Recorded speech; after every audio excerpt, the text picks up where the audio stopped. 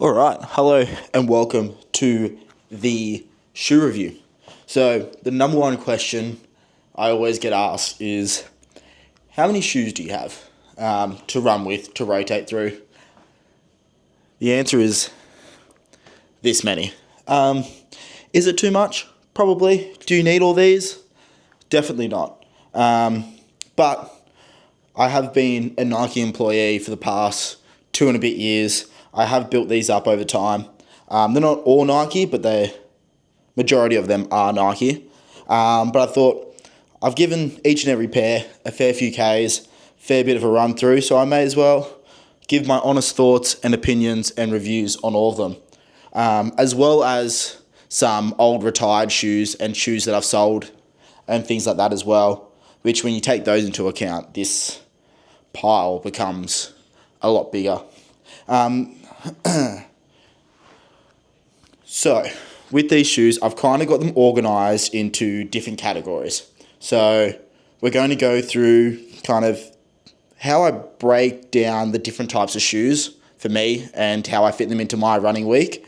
I'll give you a review and a look at each of the pairs that I have here, as well as go through some of my past shoes as well, that some of them I really do miss and I would love to get another pair of.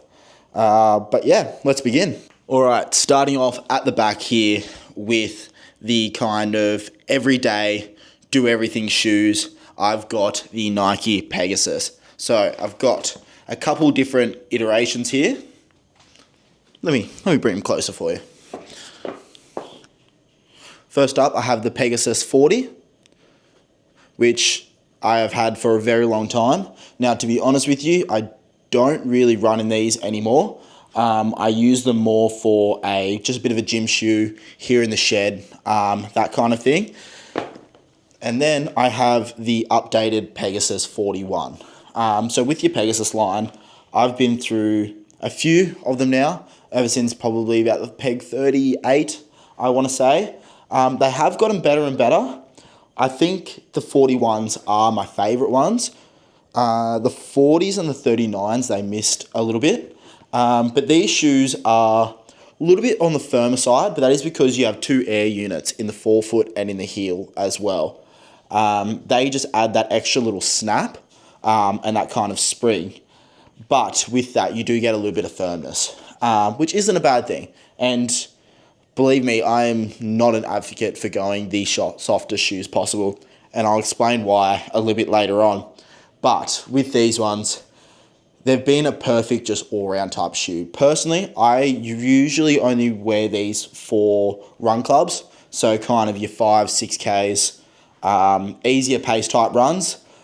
They are snappy, so you can do a little bit of higher tempo kind of work in them, but at the same time, there's so many better options for that kind of workout. So that's why I kind of stick with these as just kind of my go-to beaters, pretty much.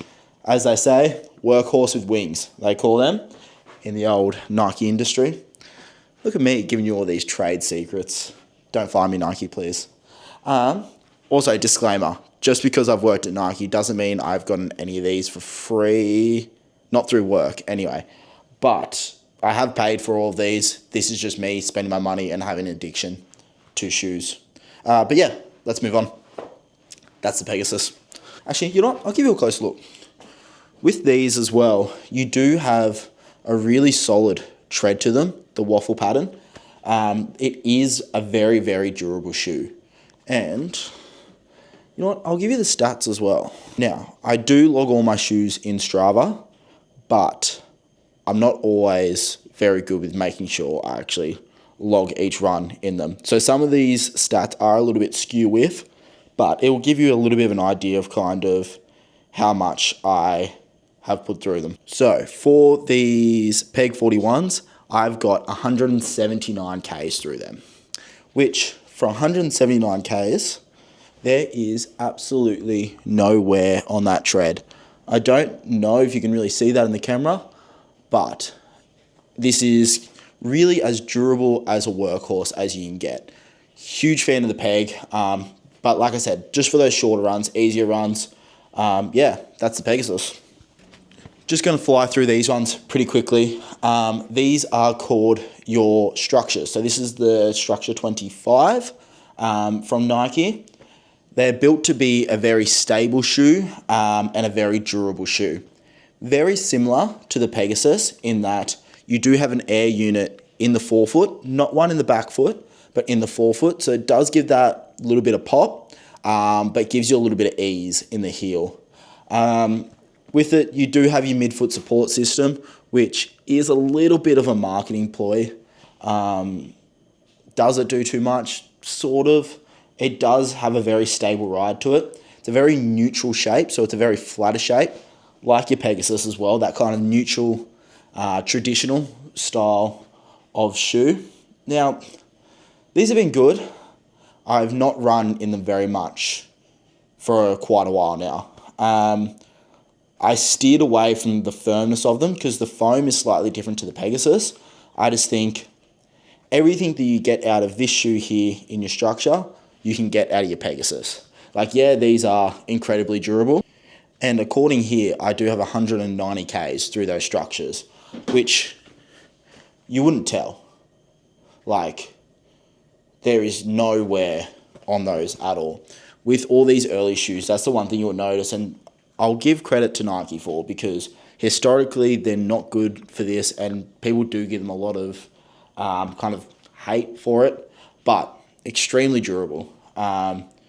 Yeah, I have maybe thought about offloading these and selling them just because I don't wear them as much. Like I said, I get the same out of the Pegasus, but oh well, I may as well hold on to them. But yeah, that's the Structure 25. You're looking for a supportive shoe, a very stable shoe, they're the ones for you. All right, I'll try not to tear up reviewing this next shoe.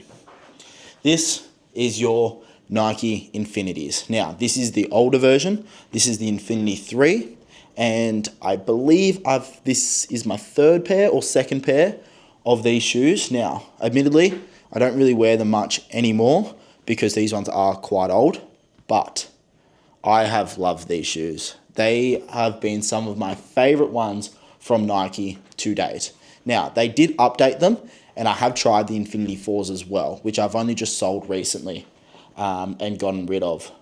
But this shoe was the one that I wore when I first started building up my Ks and getting into my running. The foam is that perfect mix between that soft, that snappiness, really nice, easy ride off the toe. You'll see there's a slightly more rocker than what is on your Structure and Pegasus, but really comfortable shoe. That Flyknit upper, so light, so breathable. Fortunately, you can't get this version anymore.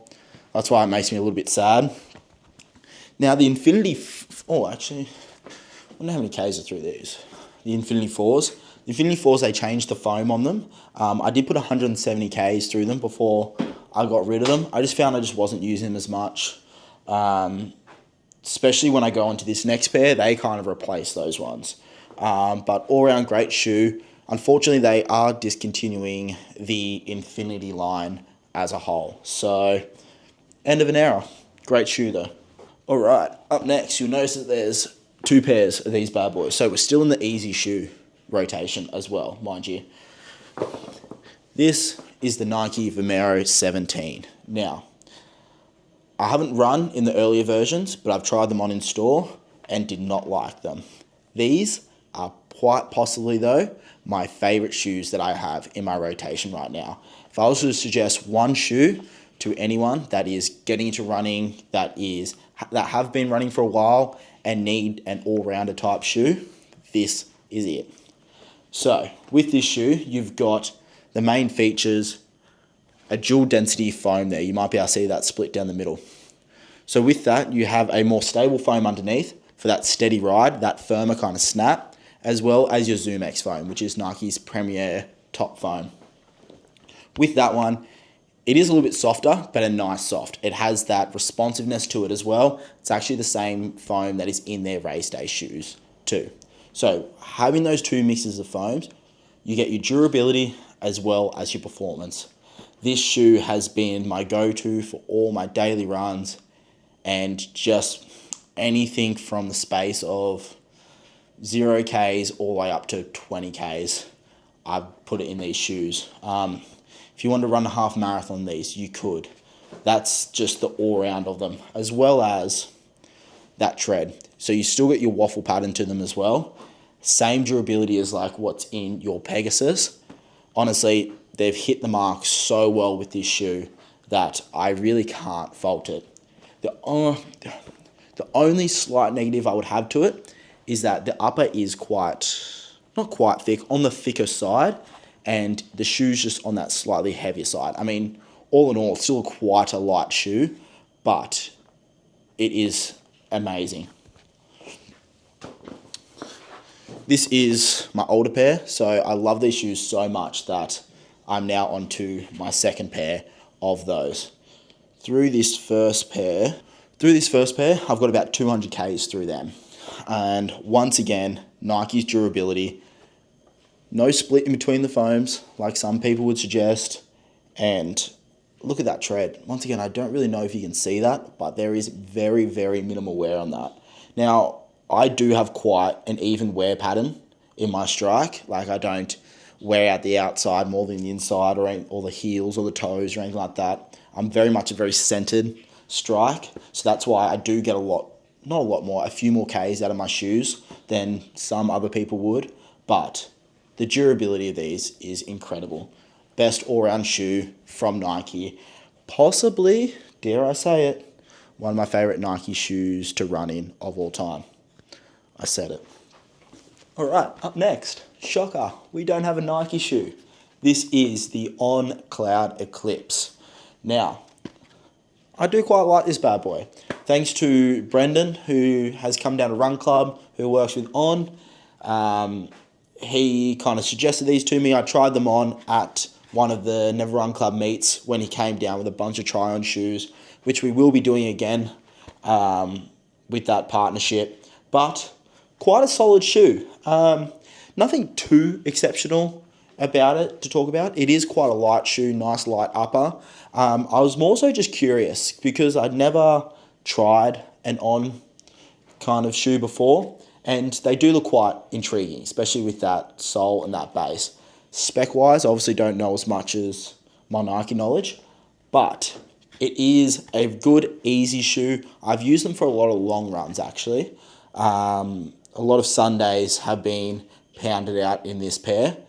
They did get a little bit squeaky, I guess, is my only kind of negative to them, but quite a serviceable shoe. Nice roll off the toe. Ons just seem to really work with my gait and my stride pattern, which is nice to know. They do have a plastic speed board in the middle there, you might be able to see. That does give it that extra little bit of snap to stop it from being too soft. I liken this to the Nike Invincible, but just that little bit firmer and a little bit snappier. Through those Ons, I've put a total of 343 Ks through them. So they're still looking pretty good. They are possibly nearing the end of their life, but they are looking quite good still. So they'll stay in the rotation.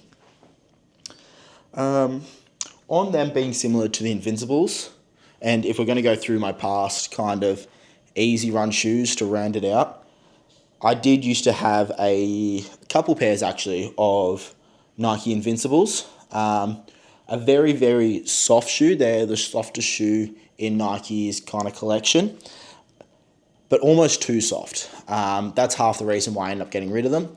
As a recovery shoe, they are quite nice, quite the high stack height on them, and a shoe that you can really just sink into and kind of just let do the work, especially when your legs are sore and tired. I did find they were quite good for those kind of runs. I just wasn't getting the responsiveness out of them that I really wanted and that I like in my running. But as someone that is getting into running, as someone that just wants a super soft, easy pair of shoes, your Invincibles are still a good option. But just for me and my running, just not really something I was after. With my last pair, I didn't actually log them, so I don't know the Ks that I put through them. But it was a fair few. They did last me well. All right, so that rounds out the easy shoes and the daily kind of trainers. So, look, to be honest, they're not all... Oh, yeah, no, they are mostly in the rotation. Never mind, I lie. Onto the speedwork shoes. So this is going to be intervals and tempo type shoes. So we have got up first the classics. Now, admittedly, I have somewhat retired them. I just haven't bought myself to get rid of them. But this is the Nike Tempos. So you'll notice that they've got the air units as in your Alpha Flies, but there is no carbon fiber plate to them. They're quite a fast shoe. They're quite a snappy shoe, especially off that toe. I did a lot of interval work in these. They're quite fun. Personally, I haven't had an issue with the durability. I know that's one of the reasons why Nike did stop making them, was because a lot were coming back with faults. Which understandably, being a shoe that's stripped back that much and meant to go that fast, you are going to run into some issues.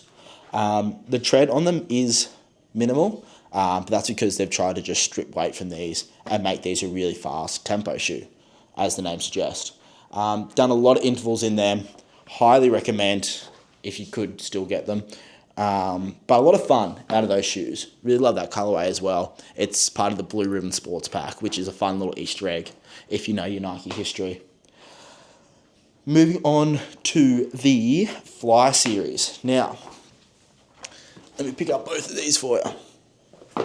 Oh, actually, just quickly on those Tempos, I had 160 Ks through them, which isn't a lot. But when you think about the work I was doing, it was mostly kind of your shorter interval stuff and things like that. So obviously I'm not doing any long runs in them, so they're not going to build up the Ks as quickly. In terms of time, had them for a very long time. Now, the Fly series. So this right here is the Zoom Fly 5. So this is made and marketed as Nike's training version of their race day shoes. More so a training version of their Vapor Flies, I would say. So still the same responsive race day foam, Zoom X foam in them, but it is covered with a more durable outer layer of cover foam. And slightly thicker tread on them than what the Vapor Flies have, and they're just all around just that heavier, more durable shoe. A lot of fun. I see what Nike were going for here. They just somewhat missed the mark. Quite bulky, quite heavy, but still a lot of fun. I put a lot of Ks through them, a lot of kind of longer runs as well as tempo stuff through these ones. Through those Fly 5s, I did put a total of...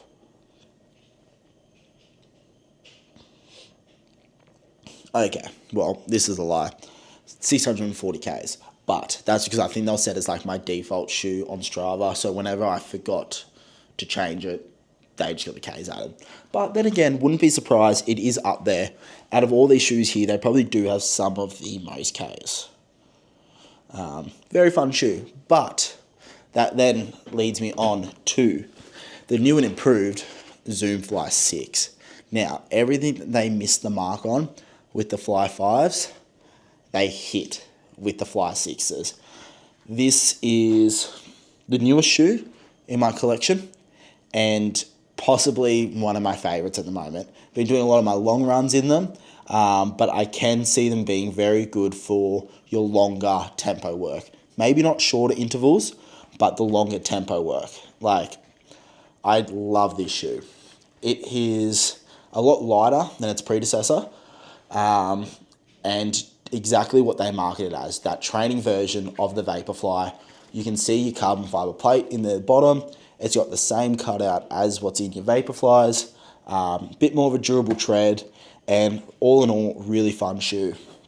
So if you are going to go for a bit more of a tempo shoe and shoe to do your long runs in, that is definitely one that I would suggest you pick up. Also, the purple colorway is sick. Up next, so the Fly 5 then leads me on to the Vaporflies. Now, this is my Ekinen Pack colorway. I absolutely froth it, having the kind of opposite colors. Even the soles match the opposite colors. Really quick shoe, but really stripped back shoe. So your Vaporflies are a race day shoe that is just meant to go fast, to put it simply. It's light, it's sleek, it's snappy, that full length carbon fiber plate runs through and just gives you so much snap off the toes. Really, really, really fun shoe. I've got not my half marathon PB, but my Newcastle half marathon last year, I did in these bad boys.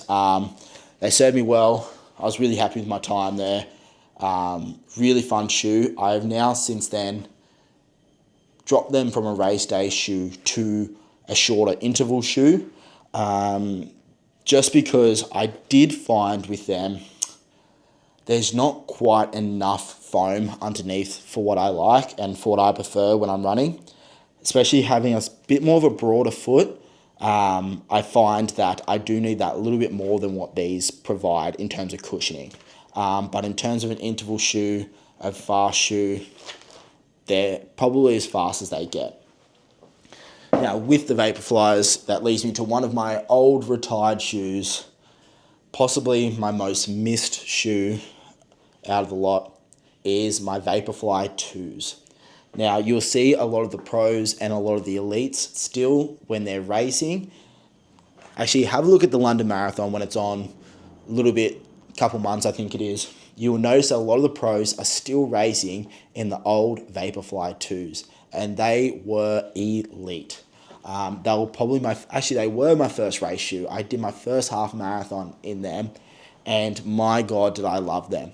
They were everything the Vaporfly 3s are, a touch heavier, but just a little bit more cushion base, and man, so much fun to run in. So I really miss those. I didn't actually intentionally get rid of them. They were actually stolen, I think. Well, I can't find them. I think I left them out the front of my house, so it's kind of my fault. But unfortunately, they're not with us anymore. So, moving on to probably the final kind of pace and interval shoe, we have got the Alphafly 2s. Now, this is the first Alphafly in my collection. I never tried the 1s, so this was my first pair, and hey, did quite well. I ran my first marathon in these, which is still my PB, in Melbourne, and served me really, really well. Yeah, Alphaflies are the pinnacle of Nike's running. I'll get into that a little bit more later when I get to my Alphafly 3s, but all you need to know for these ones, so much kind of response, especially out of the toe, full-length carbon fiber plate that at a knit upper is so light, but still locks you down. Only thing with these is that I got a size 12, which is half a size bigger than what I usually get, and it did cause me to get massive blood blisters at the end of Melbourne. Even though it was my first marathon, kind of got to expect that, but kind of really the only drawback. Only thing about these Alphafly 2s, and a lot of people will probably agree, is the durability.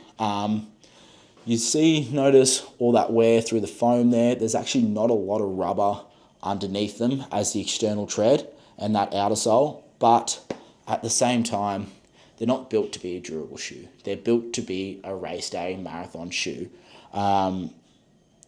You're only really meant to get a few races out of them, honestly, and that's what they're built for. They're not built to do much more. They're just built to do just that. And honestly, these did just that. Fun shoe, fast shoe. Alphaflies are my preferred race shoe moving forward. Speaking of, that takes me to the Alphafly 3s. Now, these are the updated versions of what I just showed you. Main differences with the 3s is that they made that midsole all one piece as opposed to the split that you see in the 2s.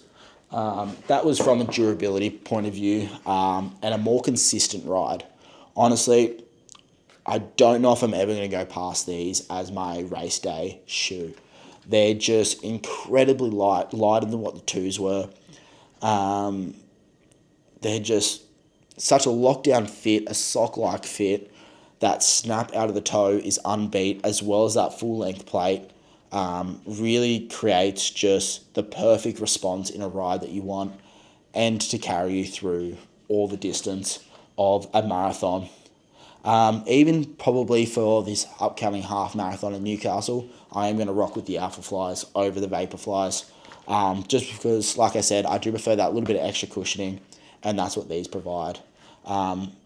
Nike's known for their running and their running shoes, and this really just embodies kind of the technology and all the effort and research that Nike have put into running and their running shoes.